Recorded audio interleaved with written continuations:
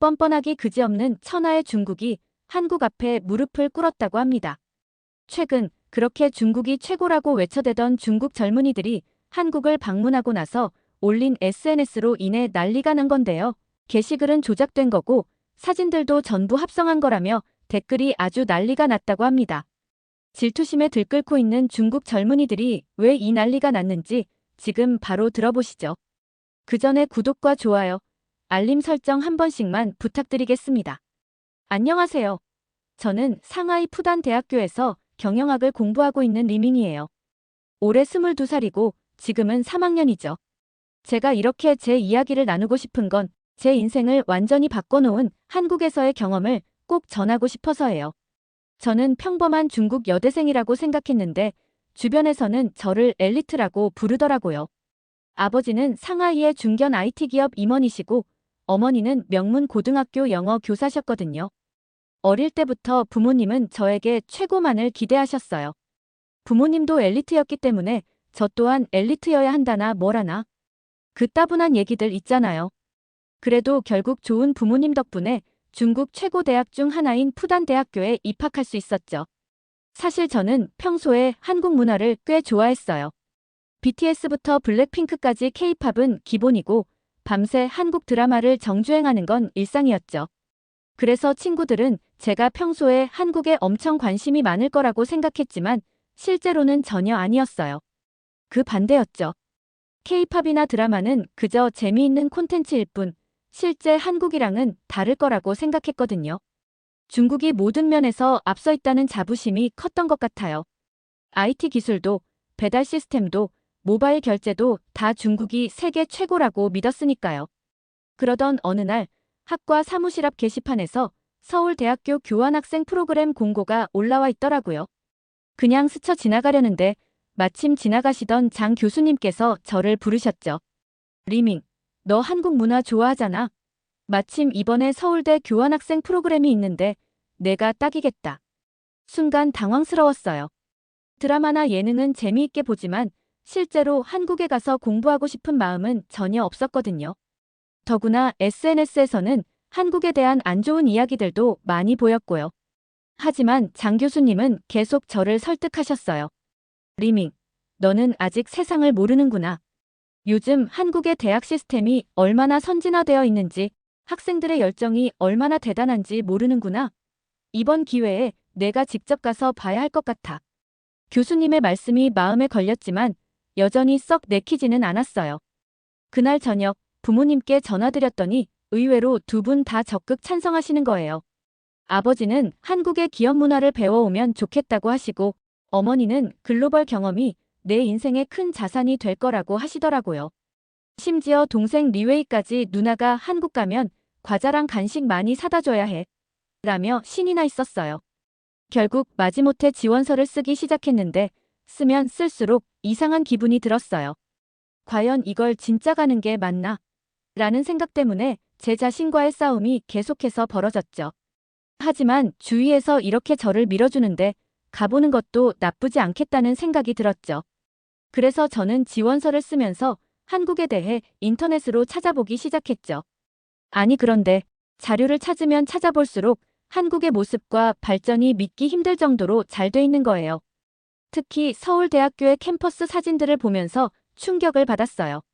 최첨단 도서관, 스마트 강의실, 창업지원센터.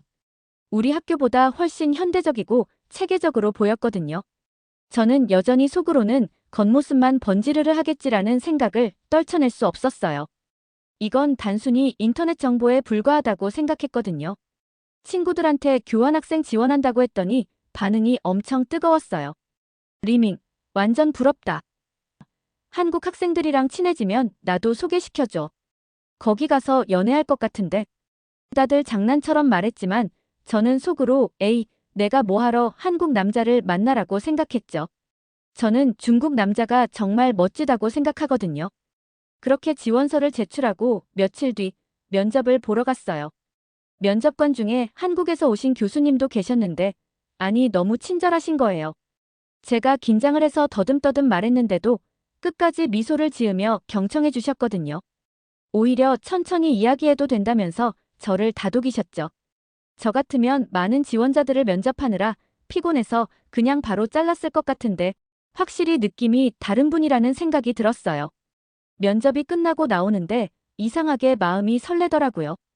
어쩌면 이번 기회가 제 인생의 전환점이 될 수도 있겠다는 생각이 드는 거예요. 하지만 금방 고개를 저었죠. 에이, 어차피 한 학기면 끝나는 거야. 이력서에 한 줄 추가하는 정도겠지. 합격 통보를 받았을 때도 기쁨보다는 걱정이 앞섰어요. 한국어도 서툴고 혼자 타국에서 지내야 한다는 게 불안하더라고요. 그래도 어머니가 내가 언제 겁쟁이였니? 이런 도전이 젊을 때 아니면 언제 해보겠어?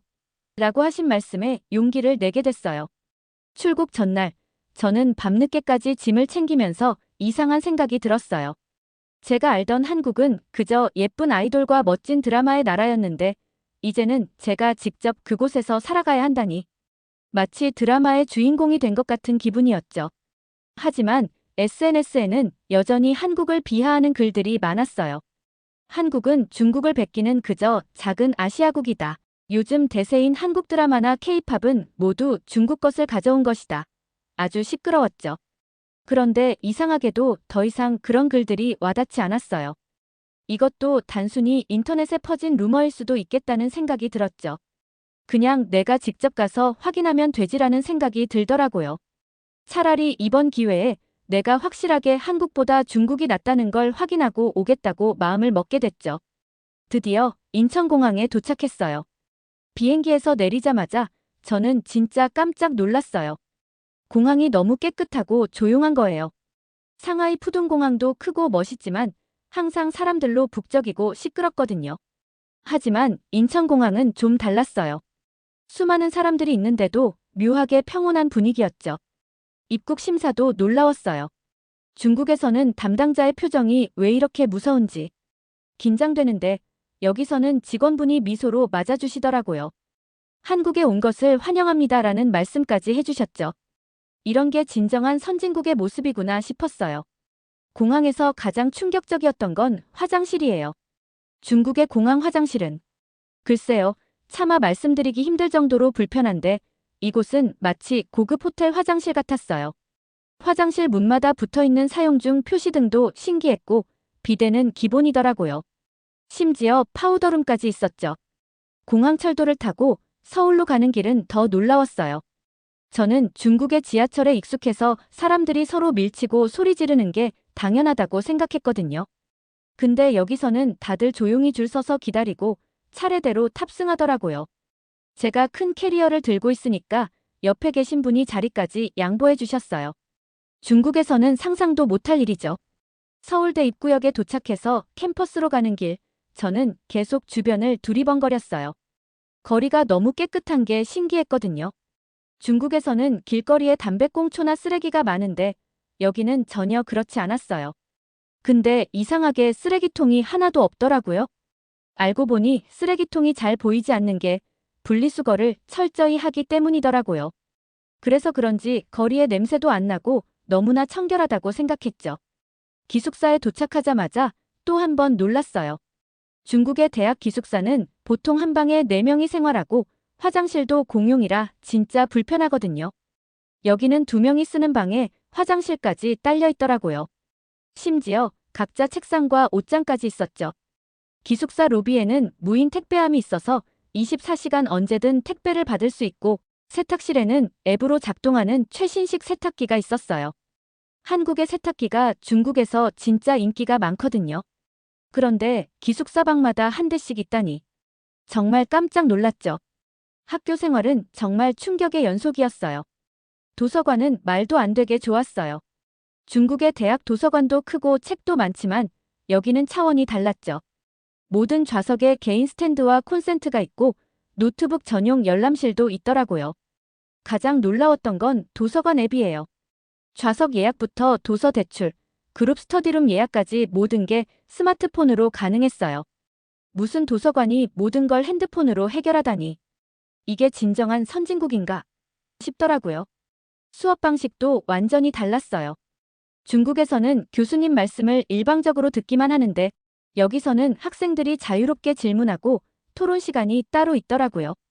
처음에는 이런 분위기가 낯설었는데 지금은 이게 더 좋아요. 특히 교수님들이 학생들의 의견을 존중해 주시는 모습이 인상적이었어요. 배가 고파서 캠퍼스 식당을 갔는데요. 거기서도 저를 놀라게 했어요. 중국 대학 식당은 위생은 정말 말도 마세요. 맛도 맛있다고는 말씀드리기 어려운데 여기는 제 입맛에도 너무 맛있더라고요. 메뉴도 다양하고 가격도 정말 합리적이었어요. 특히 요즘의 카페나 음식점처럼 키오스크로 주문하고 진동벨로 받는 시스템이 대학 식당에 도입이 된다는 게 신기했어요. 줄도 안 서도 되고 음식이 나왔을 때만 가면 되니까 너무 편했죠. 그리고 한국 학생들의 공부하는 모습도 인상적이에요. 도서관에 가면 새벽까지 공부하는 학생들이 많아요. 처음에는 왜 저렇게까지 하지? 라고 생각했는데 지금은 이해가 돼요. 시험 기간이 아닌데도 불구하고 꽉 차 있었거든요. 단순히 시험을 위해서가 아니라 모두가 자기 꿈을 위해 열심히 하는 거더라고요. 중국의 도서관은 비어있는 자리도 많고 왜 그렇게들 열심히 안 하는지. 한국 학생들을 보니 중국 학생들이 참 안타까운 것 같아요. 도서관에서도 스마트폰으로 모든 걸 해결했듯이 스마트폰으로 모든 걸 해결할 수 있다는 것도 놀라워요. 중국도 모바일 결제가 발달했다고 하지만 한국은 그 이상이에요. 학생증도 스마트폰 속에 있고 신분증은 물론이고 도서관, 식당, 기숙사 출입까지 전부 스마트폰으로 해결돼요. 심지어 수업 자료도 전용 앱으로 받아볼 수 있어요. 그래서 요즘엔 전공책도 가지고 다니지 않고 모두가 가볍게 태블릿을 가지고 수업을 들으러 간다는 말이 모두 이해되더라고요. 저도 태블릿을 들고 수업을 들어봤는데요. 괜히 제 자신이 멋있어 보이고 어깨가 으쓱했죠. 필기하기도 쉬워서 교수님의 말을 놓치는 일이 없었죠. 그리고 정말 놀라웠던 건 캠퍼스 내 안전이에요. 밤늦게 도서관에서 공부하고 기숙사로 돌아갈 때도 전혀 무섭지 않아요. 곳곳에 비상벨이 있고 밤에는 안전귀가 서비스도 이용할 수 있더라고요. 중국에서는 상상도 못할 수준의 배려예요. 중국은 몇몇 대학을 제외하고는 교내에 CCTV는 상상도 할 수 없었죠. 학교 주변의 상권도 너무 좋아요. 수업이 끝나고 친구들과 커피 한 잔 먹으려고 학교를 나왔는데요. 중국 대학가는 보통 길거리 음식점이 학교 주변을 감싸고 있는데 여기는 깔끔한 카페와 레스토랑이 많아요. 특히 24시간 카페가 있어서 밤늦게 공부할 때 정말 좋더라고요. 물론 가격이 조금 비싸다고 생각했는데 서비스 수준을 생각하면 충분히 납득이 가요. 칸막이가 쳐져 있는 카페도 있고 수준이 상상 이상이었죠. 한 달이 지나고 보니 제가 이전에 한국에 대해 가졌던 편견이 얼마나 잘못됐는지 깨닫게 됐어요. TV나 SNS로만 보던 한국이 아닌 실제 한국의 모습은 훨씬 더 대단했거든요. 이제는 매일매일이 새로운 발견의 연속이에요. 그리고 솔직히 말씀드리면 점점 더 이곳이 좋아지고 있어요. 몇 주 뒤에 창업 동아리 모임에 참석했는데 그날이 제 인생의 전환점이 됐어요. 동아리 친구들이 자기들의 창업 아이디어를 발표하는데 정말 놀라웠어요. 단순한 아이디어 수준이 아니라 이미 시제품도 만들고 특허도 출원한 친구들이 많더라고요. 저와 나이도 비슷한 친구들이었는데 저와 이렇게 다를 수 있다는 게 믿어지지가 않았죠. 특히 기억에 남는 건 민지라는 친구의 발표였어요. 어르신들을 위한 스마트 약통을 개발했다는데 약 먹을 시간이 되면 자동으로 알림이 가고 약을 잘 드셨는지 가족들한테도 알려주는 거예요. 중국에서는 어르신들이 스마트 기기를 잘 사용할 수 있겠어? 라고 생각했을 텐데 민지는 달랐어요. 어르신들을 직접 찾아가서 의견을 듣고 그분들의 눈높이에 맞춰 제품을 개발했더라고요. 더 놀라웠던 건 학교의 지원이에요. 창업 동아리에는 전용 공간이 있어서 언제든 모여서 회의할 수 있고 3D 프린터 같은 장비도 무료로 사용할 수 있어요. 심지어 변리사님까지 연결해 주셔서 특허 출원도 도와주신대요. 중국에서는 3D 프린터도 없고 상상도 못할 일이죠. 그날 밤 기숙사로 돌아오는 길에 깊은 생각에 잠겼어요. 제가 그동안 얼마나 우물안개구리였는지 깨달았거든요. 중국이 세계 최고야. 우리가 제일 앞서 있어라고 생각했던 제 자신이 부끄러워졌어요. 다음 날은 김준호 선배와 멘토링 미팅이 있었어요. 평소처럼 캠퍼스 카페에서 만났는데 이날은 뭔가 달랐어요. 제가 먼저 물어봤죠. 선배, 한국은 어떻게 이렇게 빨리 발전할 수 있었던 거예요? 준호 선배는 잠시 생각하더니 이렇게 말씀하시더라고요. 우리는 항상 부족하다고 생각했어. 더 배우고 더 발전하려고 노력했지. 지금도 마찬가지야. 현재에 만족하지 않고 계속 앞으로 나아가려고 하지. 그 말이 가슴에 깊이 박혔어요. 중국은 항상 우리가 최고라는 자부심만 강했는데 한국은 달랐어요. 더 나은 것을 찾아 끊임없이 노력하는 모습. 그게 바로 한국이 이렇게 발전할 수 있었던 비결이었던 거죠. 학교 도서관에서 한국의 발전 과정에 대한 책을 찾아 읽기 시작했어요. 전쟁의 폐허에서 이만큼 성장한 나라가 또 있을까요? 놀라웠어요. 자원도 없고 국토도 작은 나라가 세계적인 강국이 됐다는 게 정말 대단하게 느껴졌어요. 어느 날은 수업 시간에 교수님께서 한국 기업들의 혁신 사례를 설명해 주셨는데 충격이었어요.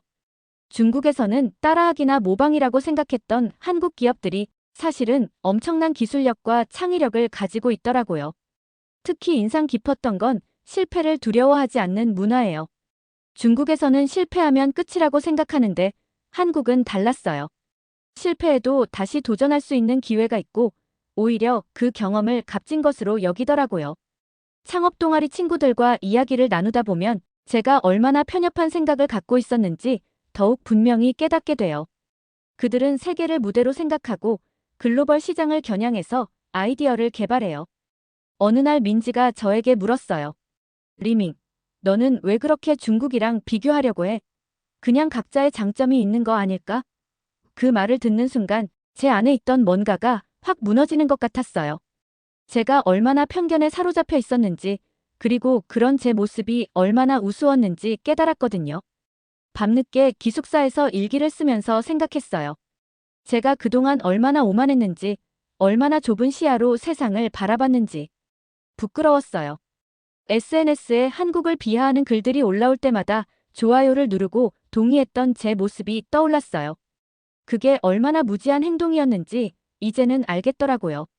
준호 선배가 알려준 인터넷 강의 사이트를 보면서 또 한 번 충격을 받았어요. 전 세계 사람들이 한국어를 배우고 한국 문화를 공부하고 있더라고요. 그동안 저는 K-팝이나 드라마가 인기 있는 게 그저 일시적인 유행이라고 생각했는데 전혀 아니었어요. 한국은 이미 세계가 인정하는 문화 강국이었던 거죠. 아버지에게도 이 사실을 전해주고 싶어서 영상 통화를 하다가 울컥하더라고요. 아빠, 제가 정말 바보 같았어요. 한국이 이렇게 대단한 나라인 줄 몰랐어요. 아버지는 웃으시면서 내가 그걸 깨달았다면 이번 유학은 이미 성공한 거야 라고 말씀해 주셨어요. 이제는 매일 아침 거울을 보면서 다짐해요. 더 이상 편견을 갖지 말자고, 다른 나라와 문화를 더 열린 마음으로 받아들이자고요.